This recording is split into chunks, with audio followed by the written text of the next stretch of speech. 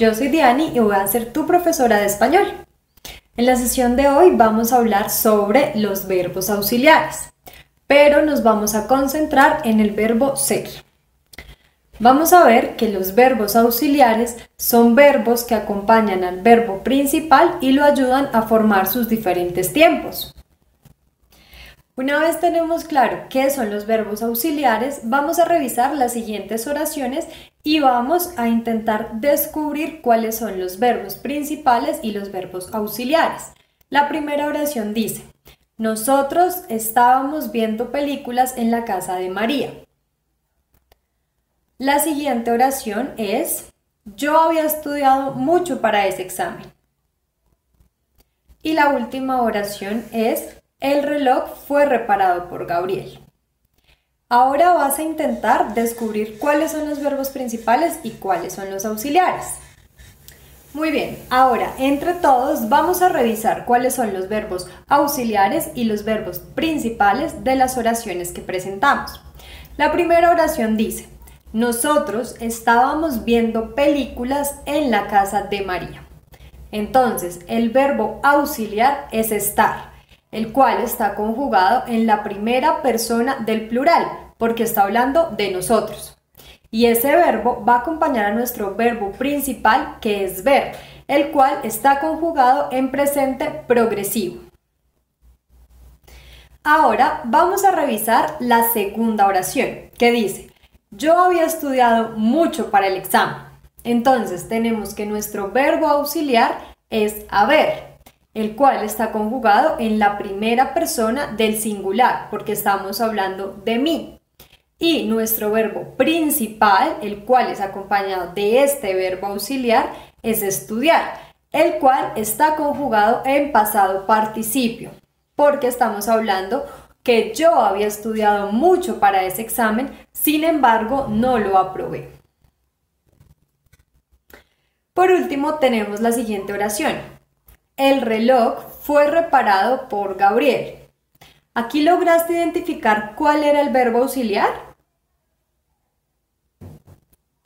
Muy bien, era ser, pero está conjugado en la tercera persona del singular, porque estamos hablando de él, del reloj, el cual, acompañado de nuestro verbo principal, que es reparar, forma nuestra oración. En español solamente existen los tres verbos auxiliares que utilizamos para hacer nuestras tres oraciones anteriores para formar los diferentes tiempos verbales. Entonces, como verbos auxiliares solamente vamos a encontrar el verbo haber, el verbo estar y el verbo ser. Recordemos que cuando un tiempo verbal se conforma por un verbo auxiliar y un verbo principal, se le llama tiempo verbal compuesto. Ahora vamos a hablar un poco sobre el verbo ser. El verbo ser nos sirve o nos ayuda en la formación de las oraciones en voz pasiva. Pero tú te preguntarás, ¿cuál es la voz pasiva? La voz pasiva es aquella que nos sirve para enfatizar en las acciones y en los eventos más que en el sujeto. El sujeto, digamos que pasa a un segundo plano o no es tan importante como si lo es el objeto, que es sobre quien recae la acción. Ahora, es muy importante que tengamos en cuenta que la voz pasiva se forma utilizando el verbo ser como verbo auxiliar más el participio del verbo principal. Entonces, vamos a ver la siguiente oración en voz activa. Dice: Esteban trajo arepas para todos. Si transformamos esta oración en voz pasiva, ¿cómo sería? Muy bien, la voz pasiva de la oración que presentamos es: las arepas fueron traídas por Esteban.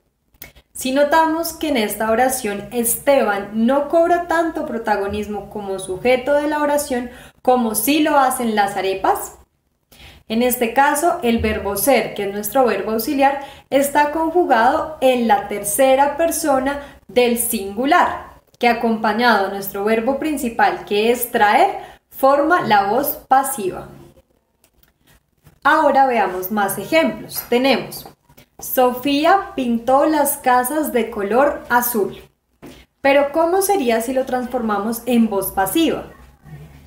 Sería algo como: las casas fueron pintadas de color azul por Sofía.